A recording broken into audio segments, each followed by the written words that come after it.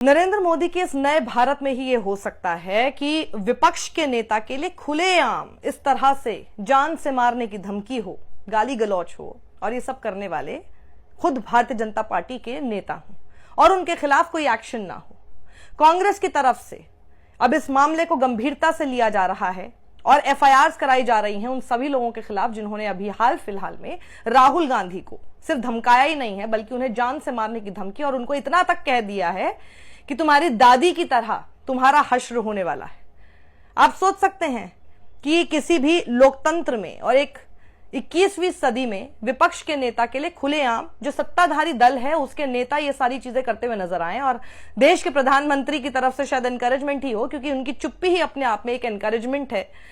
कुछ नहीं कहते वो खुद को, तो जब कोई कुछ बोल दे उसके बाद उसको पूरा मसाला लगा के अपने पक्ष में चुनाव को मोड़ने की कोशिश नरेंद्र मोदी करते हुए नजर आते हैं। 100 दिन में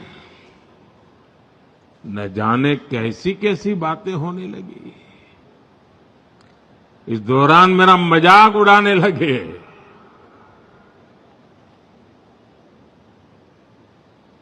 मोदी का मखौल उड़ाने लगे। भांति भांति के तर्क वितर्क बताते रहे, मजा लेते थे और लोग भी हैरान थे कि मोदी क्या कर रहा है, क्यों चुप है, इतनी मजाक हो रही है। लेकिन इन्हीं के लोग जब वो विपक्ष के नेता के लिए ऐसे शब्दों का इस्तेमाल किया जाता है और ऐसे ही शब्द नहीं खुले तौर पर मारने की धमकी। राहुल गांधी बाज आजा, नहीं तो आने वाले टाइम में तेरा भी वो हाल होएगा राहुल गांधी जो तेरे दादी का हाल है। कोई फ्रिंज एलिमेंट नहीं है ये लोग, ये इन्हीं के सत्ता के नशे में चूर बैठे हुए इनके ही पार्टी के मेंबर्स और लीडर्स हैं जो कि इस तरह की हरकत कर रहे हैं। मेरे कार्यक्रम में कोई भी कांग्रेसी कुत्ता आया तो मैं उसे दफना दूंगा, संजय गायकवाड़ ये कहते हुए दिखाई दिए। ये इनकी भाषा है। वहीं ये एकनाथ शिंदे वाली शिवसेना के संजय गायकवाड़ ने यहां तक कह डाला कि राहुल गांधी की जीभ काटने वाले को 11 लाख रुपए का इनाम दूं। शब्द बोलला की आम्हाला आरक्षण संपवायचंय। माझं आव्हान आहे की या राहुल गांधीची जो जीभ त्याला 11 लाखाचं बक्षीस मी माझ्या वतीने त्या ठिकाणी देईल। जब उन्होंने कास्ट सेंसस पर बोला तो मतलब इतना बड़ा अपराध कर दिया राहुल गांधी ने दलितों के बारे में, पिछड़ों के बारे में। जितनी जिसकी भागीदारी उतनी उसकी हिस्सेदारी। इसमें क्या गलत है? जब संविधान की राइट टू इक्वालिटी आर्टिकल 14 को सही मायनों में कास्ट सेंसस से धरातल पर उतारने की कोशिश हो रही हो तो इतना इनको मिर्ची लगी, इतना इनको आग लगी, इतना इनको गुस्सा आया और इतने आग बबूला हो गए कि राहुल गांधी की जीभ काटने वाले को 11 लाख का इनाम देने की बात कहने लगे। क्यों इतनी दिक्कत है इन्हें दलितों से, पिछड़ों से और उन सब लोगों से जिनको अपनी ज्यादा संख्या होने के बावजूद प्रेफरेंस नहीं मिल रहा, फिर चाहे वो एजुकेशन में हो, चाहे वो नौकरियों में हो। क्यों नहीं मिल रहा और क्यों नहीं देना चाहते आप? ये बड़ा सवाल है। लेकिन नहीं, जो बात ये उठा दे उसकी आप जीभ काटने के नाम पर 11 लाख रुपए ये देने की बात करेंगे और उसकी जान को खतरे में डाल देंगे। केंद्रीय मंत्री रवनीत सिंह बिट्टू ने तो खुले तौर पर आतंकवादी ही बता दिया था राहुल गांधी को। ये भी आप देखते थे।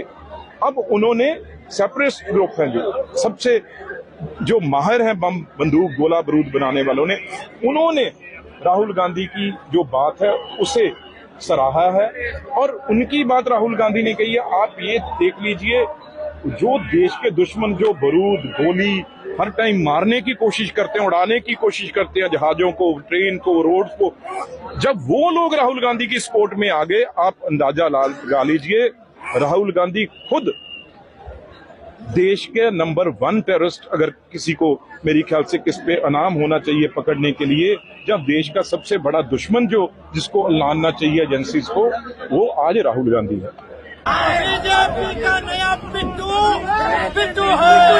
केंद्रीय मंत्री रवनीत सिंह बिट्टू के बाद अब उत्तर प्रदेश सरकार में मंत्री हैं जिनका नाम है रघुराज सिंह। उन्होंने विवादित बयान देते हुए लोकसभा में नेता प्रतिपक्ष राहुल गांधी को आतंकवादी बताया है। बिल्कुल रवनीत सिंह बिट्टू की तर्ज पर उन्होंने कहा कि राहुल गांधी देश के नंबर 1 आतंकवादी हैं क्योंकि वो इस देश को बांटना चाहते हैं। इनको देश से कोई लेना देना नहीं है। कास्ट सेंसस पर बात कर ले कोई आदमी तो वो देश को बांटना चाहता है। राहुल गांधी इस देश का नंबर प्रथम आतंकवादी है क्योंकि वो इस देश को डिवाइड एंड रूल, अंग्रेज मर गए औलाद छोड़ गए, अंग्रेज मर गए औलाद छोड़ गए, तो इनका ना तो कोई धर्म है ना ईसाई धर्म है। बाप थे मुस्लिम, बाबा थे मुस्लिम, बाप फिर क्रिश्चियन हो गए, क्रिश्चियन की से शादी करी, तो ना ये मुसलमान रहे, न हिंदू रहे, न क्रिश्चियन रहे, न सिख हुए। ये तो ऐसी पांचवी जाति बन गई है। ये इनको किसी के साथ कोई सरोकार नहीं है। हिंदुस्तान से इनको कोई लेना देना नहीं है। हिंदुस्तान को लुटेरे के रूप में लूटने के लिए आए इटली से लोग, तो इसलिए ये नंबर 1। तो Congress MP Ajay Maken Tughlaq road police थाने पहुंचे एक एफआईआर रजिस्टर करने के लिए। रवनीत सिंह बिट्टू जो कि केंद्रीय मंत्री हैं इस वक्त मोदी सरकार में, जो पहले एक बार कांग्रेस में हुआ करते थे, आपको मैंने एक वीडियो भी दिखाया था जब कांग्रेस में रहते किसानों ने आंदोलन से भी इनको खदेड़ दिया था। ये तब भी किसी के फेवरेट नहीं थे, जो बल्कि खुद मोदी सरकार के अगेंस्ट बैठे हुए थे किसान। और आज जब मोदी सरकार ज्वाइन कर ली, मंत्री बन गए, मलाई खा रहे हैं, तो इस तरह की बयानबाजी कर रहे हैं, उनके खिलाफ एफआईआर लेकर पहुंचे। वहीं कई सारे बीजेपी नेता हैं जिन्होंने इस तरह के विवादित बयान लोकसभा में विपक्ष के नेता राहुल गांधी के लिए दिए हैं, उन सबके खिलाफ एफआईआर लेकर पहुंचे हैं। There should be action against them for giving threats and inciting people to physically harm Rahul Gandhi. इनके खिलाफ कार्रवाई होनी चाहिए क्योंकि ये लोगों को भड़का रहे हैं, उकसा रहे हैं, ताकि वो राहुल गांधी के ऊपर अटैक कर सके। राहुल गांधी को की जान को खतरा है। इतना डर इन सब बीजेपी के मंत्रियों को, नेताओं को आखिर राहुल गांधी से क्यों हो रहा है? राहुल गांधी की उन बातों से क्यों हो रहा है जिसमें देश के वो सब वर्ग आ रहे हैं जिन्हें ये लगातार पीछे रखना चाहते हैं? आप सोचिएगा इस बारे में, इनको इतना डर क्यों लग रहा है एक सिंपल बात से कि देश में कास्ट सेंसस होना चाहिए। लगातार ओबीसी ओबीसी करके नरेंद्र मोदी तो आपके सामने आ जाते हैं। अच्छा, आप इतने बड़े हितैषी अगर ओबीसीज के, इतने बड़े हितैषी अगर आप बनते हैं ओबीसीज के, तो फिर उनका कास्ट सेंसस क्यों नहीं होना चाहिए?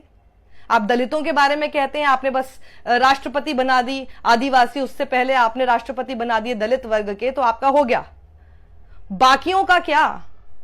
बाकियों की हिस्सेदारी की अगर बात हो रही है और बाकियों की संख्या सामने रखने की बात हो रही है, तो इतना क्यों बौखला रहे हैं देश के प्रधानमंत्री नरेंद्र मोदी? या तो आप सीधे सीधे कहिए राहुल गांधी कास्ट सेंसस की बात कर रहे हैं, गलत है, नहीं होनी चाहिए, कास्ट सेंसस नहीं होना चाहिए, हम दलितों और पिछड़ों के बारे में नहीं सोचना चाहते। या अगर वो सही कह रहे हैं तो आप भी कास्ट सेंसस कराइए, फिर आप भी कास्ट सेंसस की बात कीजिए। ये मौन रहने से तो कुछ नहीं चलेगा ना नरेंद्र मोदी, और उसके बाद अपने मंत्रियों को और अपने लीडर्स को कि राहुल गांधी को धमकी देते रहें, उनकी जान को खतरे में डाल दें, इस तरह से लोगों को उकसाते हुए या 11 लाख का इनाम डालते हुए कि उनकी जीप लेकर आओ। तमिलनाडु कांग्रेस कमेटी के प्रेसिडेंट के सेल्वा पेरुंतगई ने मंगलवार को एक प्रदर्शन किया उस रिमार्क के अगेंस्ट जहां पर बीजेपी तमिलनाडु कन्वीनर एच राजा ने राहुल गांधी को देशद्रोही बताया था। इंडियन यूथ कांग्रेस के प्रेसिडेंट ने अजय माकन के बयान को शेयर किया है और लिखा है कि राहुल गांधी जी को जिन लोगों ने धमकी दी है उनमें से 4 लोगों के खिलाफ शिकायत की गई है। उनमें से एक दिल्ली बीजेपी के पूर्व विधायक हैं, दूसरे शिवसेना शिंदे से महाराष्ट्र के विधायक हैं, तीसरे केंद्र सरकार में मंत्री हैं और एक यूपी से मंत्री हैं। इन चारों के खिलाफ एफआईआर होनी चाहिए। क्या कहा अजय माकन ने, सुनिए। हम लोगों ने एनेक्सेस दिए हैं और 4 लोगों के खिलाफ में, जैसे मैंने कहा कि दिल्ली के अंदर एक उनके पूर्व दिल्ली के जो विधायक हैं, भारतीय जनता पार्टी के नेता, शिवसेना के जो महाराष्ट्र के विधायक हैं जो भारतीय जनता पार्टी के समर्थक हैं, उनके बारे में, केंद्र सरकार के अंदर पंजाब से पहले और अब राजस्थान से आए हुए सांसद मंत्री हैं उनके बारे में, और एक यूपी से मिनिस्टर हैं जिन्होंने परसों उन्होंने भी राहुल जी के खिलाफ में बोला है। ये चारों के खिलाफ में हम लोगों ने बाय नेम हमने कहा है कि इनके खिलाफ में एफआईआर होगी। लेकिन वहीं जब एक पत्रकार ने सिर्फ रवनीत सिंह बिट्टू के बयान को बोलने की ही कोशिश की जो इन्हीं के लोग बोल रहे हैं राहुल गांधी के खिलाफ, तो अमित शाह देखिए कैसे बौखला गए। अमित शाह उनको बोलने ही नहीं देते। केंद्रीय मंत्री रवनीत बिट्टू जी ने प्रतिपक्ष के नेता राहुल गांधी को आतंक, आप पॉलिटिकल सवाल की दिशा में न जाइए, मैं दृढ़ता से नहीं जवाब दूंगा। बार बार कहना पड़े अच्छा नहीं लगता। सवाल का जवाब दृढ़ता से नहीं दूंगा ये कहकर वहां से दूसरे सवाल की तरफ चले जाते हैं। मतलब सवाल का जवाब भी नहीं दूंगा मैं, मतलब आपके लोग इस तरह की धमकी देंगे, इस तरह की बात कहेंगे, लेकिन फिर जब एक प्रेस कॉन्फ्रेंस में एक पत्रकार आपसे उठ के ये सवाल पूछ लेगा तो आप सवाल का जवाब भी नहीं देना चाहते कि रवनीत सिंह बिट्टू जो आप ही के केंद्रीय मंत्री हैं, मतलब ऐसे कोई ऐसे लीडर नहीं है, कोई फ्रिंज एलिमेंट नहीं है आपकी पार्टी के, आपके बनाए हुए मंत्री हैं जिन्होंने इतनी बड़ी बात कह दी, पर आप जवाब नहीं देना चाहते। बिल्कुल उसी तरह से जब आप मणिपुर पर भी ये इतना वाजिब सवाल का जवाब नहीं देना चाहते। ऐसा कुछ है कि prime minister Modi ji Manipur visit करेंगे? और सेकंड, चीफ मिनिस्टर अभी भी कंटिन्यू कर रहे हैं। सर, चीफ मिनिस्टर अभी भी कंटिन्यू कर रहे हैं इतना वायलेंस के बाद भी, आप कुछ प्लान है करने का मणिपुर का? सवाल कर सकते हैं, बहस नहीं कर सकते सर। 44 और फिर आप खुद पत्रकार को काट रहे हैं और फिर कह रहे हैं कि इस पे बहस नहीं हो सकती, आपसे सवाल पूछ सकते। वो बहस नहीं कर रही हैं, वो नॉर्मल सवाल पूछ रही है। जिसको आप लगातार काट रहे थे वो अपना सिर्फ सवाल कंप्लीट कर रही है। This is not called argument. Argument क्या होता है वो आपको भी पता है बहुत अच्छे से। This is not argument. और उसके बाद आप उसको आर्ग्यूमेंट कह रहे हैं। मणिपुर पर आर्ग्यूमेंट करने की भी जरूरत क्यों पड़े किसी पत्रकार को, अगर आप जवाब ही दे दें। सिंपल सा सवाल है, मणिपुर क्यों नहीं जा रहे देश के प्रधानमंत्री नरेंद्र मोदी? वहां के लोग बहुत आहत हैं इस बात से। वहां के सिर्फ लोग नहीं, आप ही की बनाई हुई वहां की गवर्नर तक इस बात से आहत और बोल चुकी हैं कि यहाँ के लोग बहुत दुखी हैं इस बात से कि अभी तक नरेंद्र मोदी यहां पर नहीं आए। आपके अपने लोग ये सवाल उठा रहे हैं, लेकिन नहीं, इनके अपने दूसरे मंत्री निर्मला सीतारमण के तो ये सारे रिएक्शन आपको याद ही है। जैसे मणिपुर पर पूछ लिया, देखिए ऐसे ऐसे इन्होंने गुस्से वाले रिएक्शंस आपके सामने रख दिए। 12 फेशियल एक्सप्रेशंस में आपको इस वक्त दिखा रही हूं। सवालों से क्यों भागते हैं? और कोई अगर सवाल जो आप ही के लोग बोल रहे हैं, जिस तरह की भाषा का इस्तेमाल कर रहे हैं, आपसे ये सवाल पूछ ले, उसका जवाब आप नहीं देना चाहते। तो जनता मैं आपसे पूछना चाहती हूं, ये सारे वीडियोस आप जनता के दरबार में ही जाते हैं। आप सोचिए, जिस सवाल का जवाब तक नहीं देना चाहते, भरी प्रेस कॉन्फ्रेंस में खुलेआम मना कर देते हैं कि मैं दृढ़ता से इसका जवाब नहीं दूंगा। ऐसी खबरें आपको लगता है कि गोदी मीडिया पर दबाने की कोशिश नहीं होती होगी, इसलिए ये वीडियोस हम आप तक पहुंचाते हैं कि देखिए क्या हो रहा है। कमेंट बॉक्स में अपनी राय लिखिए, बताइए हमको कि ये क्या करने की कोशिश हो रही है, क्या राहुल गांधी से और राहुल गांधी के बढ़ते कद से, और राहुल गांधी ने जिस तरह से मुद्दों को इस चुनाव में उतार दिया है, उन मुद्दों को जिससे लगातार ये सत्ताधारी दल भागता हुआ नजर आ रहा है, हिंदू मुस्लिम करने का मौका नहीं मिल रहा है, उससे बौखलाया हुआ है। कमेंट बॉक्स में अपनी राय लिखिए और इस वीडियो को ज्यादा से ज्यादा शेयर कीजिए। YouTube पर साक्षी जोशी को सब्सक्राइब करना बिल्कुल मत भूलिएगा। देखिए, ये मैं लगातार आपसे आजकल अपील कर रही हूं, जितना आप सब्सक्राइब करेंगे उतना ही वीडियोस आगे ज्यादा पहुंचेंगे, आप तक पहुंचेंगे। बेल आइकन दबा देंगे तो और भी ज्यादा जल्दी आपके पास नोटिफिकेशन पहुंच जाएगा।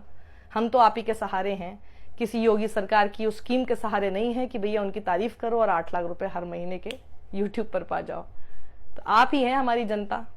इस वीडियो को शेयर कीजिए और हमें सब्सक्राइब कीजिए। सत्यमेव जयते।